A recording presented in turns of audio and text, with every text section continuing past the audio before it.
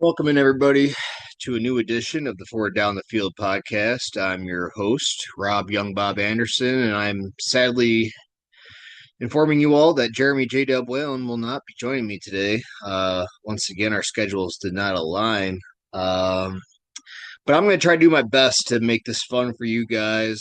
Real quick, my records last week or up to this point in the season. College, I'm 12-9 after a bad week last week. NFL 7-10. Forward down the field, fantasy league, I'm 10-13.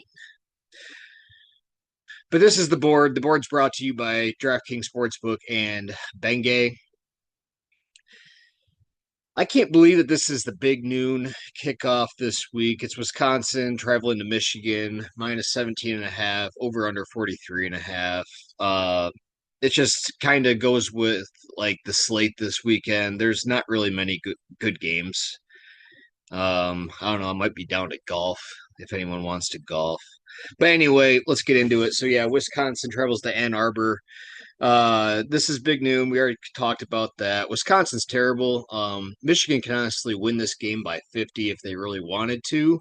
They could also win this game like 31-10 if they just wanted to control the game and just business game, just in and out, handle it, whatever. Either way, I'm taking Michigan minus 17 and a half. And that's more so because Wisconsin's terrible. I don't even know if they'll get to 4 wins this year. Go blue. Next game, we're going to go SEC. The Commodores, Vanderbilt, they're traveling to Alabama to face the Tide after a big win last week on the road between the hedges. They nipped Georgia 24-21. But this game, Bama's laying 10.5. The over-under is 55.5. Uh, you know, this is going to be maybe a Bama revenge game. Um, Bama, are they like on an SEC mission? It's kind of like wide open right now after last week's win at Georgia. With how Simpson is playing, is he for real? He looks really good since the Florida State game. But yeah, either way, Pavia and Bama are going to put up points. So yeah, just give me the over in that one. 8 touchdowns. Yeah, I think the winner's probably going to get to 38. The loser's going to get to mid 20s. I think. I don't know. I see a lot of points in this game being scored. Next matchup, we're going to stay in the SEC. We're going to go with those Longhorns, who've been pretty quiet since that game earlier in the year when they traveled to Columbus and lost 14-7. This week, they're going to be laying 4.5 on the road down in the Swamp, and the over-under is 42.5. Texas, Arch Manning, we've talked about them. Arch Manning's not looking good. Florida's a hard place to play. They played good teams already. They played LSU on the road, and they played. Who did they play? Sorry, everybody. Let me look this up because it's gonna bug me, and I need to know this. Uh, sorry. Florida has played. Oh yeah, Miami, and they got beat by them. They got beat by South Florida. I don't know. I think they're better than what the record states. But what is for sure is Texas is allowed 6 points per game defensively. Lagway is a 5-star prospect who's been disappointing so far this year. I'm going to go with the Longhorns laying 4.5 on the road. All right, next game we're going to stay.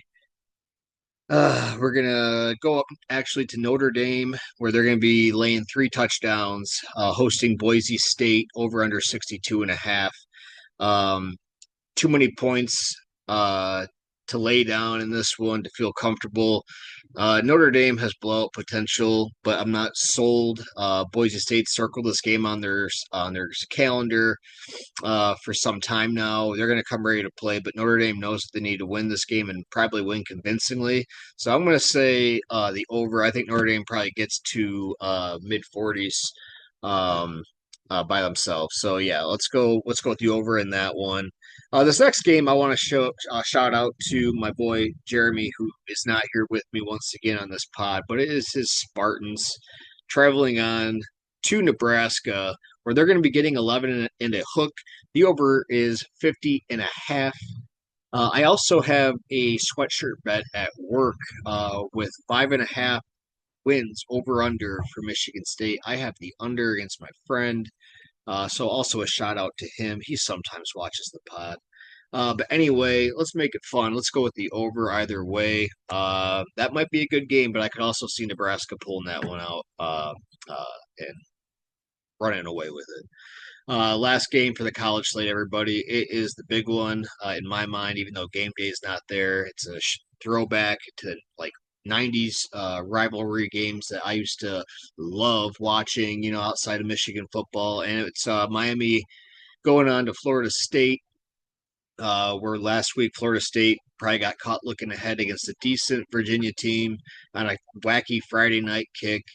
Obviously, looking ahead to this game where the Canes may just be the best team in the country right now. They've been dominating. Um, I'm as back and forth on this one, honestly. I'm really hoping for a good game, but I think Miami might be national title good. We'll wait and see on that. But if they can win this game on the road at Florida State, I think they have a really good shot at being number one in the country when the first college football rankings come out. College football playoff rankings come out here in a little bit, but yeah, I'm gonna go with Miami in this one. Florida State's like the number two rushing attack in the country right now, but you know Miami has three averages 330 pounds up front offensively. They can run it too. Carson Beck, if he stays away from turning over the football, they should definitely win this game by a touchdown or more in my mind. He's been kind of throwing some interceptions lately. But yeah, I think Florida State, if they have to throw the football, Castellanos has a terrible record, like where he has over 200 and like 220 or 240 yards passing or something like that. So that means that Florida State's going to run the football a lot. I like Miami, so I'm going to go with the U down there in Tallahassee. All right. Now we're going to move into the NFL. I need to get it going, guys, in my NFL picks. I am 7-10 on the year. That's just not going to get it done. So hopefully we can get it back to 500 this week. We're going to start with the game over in London. It's the Vikings, still over in Europe. They're laying 4.5. Excuse me. They're laying 4.5 against the Browns. Over under 35.5. The Vikings offensive line has a lot of injuries, and now they're going to be going up against Myles Garrett and that defense, who honestly didn't play that bad last week against the Lions. The Lions just are just too good of a team, and the Browns offense just couldn't get anything going. This week they're going to be starting Dylan Gabriel. It's not like I'm expecting him to like light it up necessarily, but with that defensive front doing what I expect them to do against that weak offensive line right now for the Vikings, Carson Wentz, he's a play action quarterback. He's not going to have time to do play action in my mind with the pass rush that's going to be coming for him. I expect this to be more of a low scoring game, and I also expect the Browns to cover this one, getting 4.5 over there in Europe. Now we're going to go to the Broncos traveling to the Eagles. The Eagles are laying 3.5. The over-under is 43.5. The Broncos, I know it was against a bad team in Cincinnati last week, but they look like they got a little bit going offensively. Maybe they can carry that over to this week where Philadelphia honestly hasn't really been trying to air it out. They've been kind of content with just running the clock, playing defense. Well, in this game, the Broncos have a good defense too. Look for Surtain to shadow A.J. Brown. Can they hit Devontae Smith? I expect Dallas Goedert to have a good game. But I do expect this to be a low-scoring game against two good defenses. Give me the Broncos getting 3.5 in Philly. One of my favorite games of the week, the Bucks are traveling all the way out west to take on the Seahawks. The Seahawks are laying 3.5 over under 44.5. The Bucks still a little banged up right now. No Bucky Irving, no Mike Evans. Godwin's just back from injury. Tristan Wirfs is back. However, they don't have a few of their big guys that they're going to want for this one. Seattle is one of the better teams, if not an elite team in the NFC right now, with how they're playing football on both sides of the ball. Their secondary has showed out so far this year. Ken Walker the third and Charbonnet are a good duo with moving down the field and getting it in the end zone.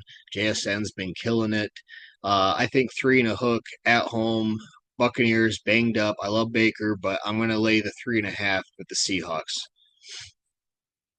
Next matchup, we're going to stay out west. The Commanders getting Jaden Daniels back this week, traveling to the Chargers. The Chargers are laying 2.5. Over under is 46.5. I don't really have much to say about this game except two things. One, the Commanders ranked 30th against the pass this so far this year. I like the Chargers in a bounce back spot where they lost to the Giants last week. Now they're coming all the way back home against a bad pass defense. I see McConkey getting it going this week. I see Keenan Allen getting it going this week, and I see Quentin Johnston doing what he so far has done this week or so far this year. Yeah, give me the Chargers laying less than a field goal at home. And the last game of the week is the game that I'm traveling down to with Brenna this week. I actually still have to get my tickets. I'm going to be calling StubHub here very shortly to get that going. I have not got them yet, and we're not going to repeat what happened down in Baltimore a couple of years ago. But it is the Lions traveling to Cincinnati. Lions minus 10, over under 49.5. The Bengals offensive line looks absolutely terrible. Excuse me.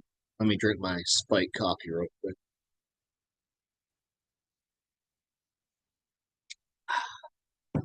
The Bengals offensive line is very terrible, and that's coming at a good time for us right now when we're playing them because we are going to be without Arnold and DJ Reed against Higgins and Chase. Now, Lions are dominant. Cincinnati's defense is obviously piss poor. We're going to be putting up points. Look for Montgomery to have I'm not saying he's going to have a killer stat line, but he's going to want to do something in this matchup in his return home to Cincinnati. He's going to have a lot of friends and family in the stands. Lions team right now is firing on all cylinders.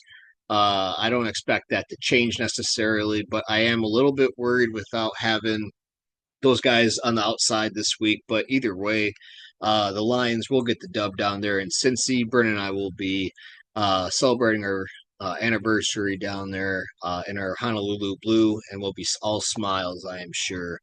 But that is going to wrap it up for this episode. We're going to take a quick break for our sponsors. We're going to come right back with the Fantasy Edition.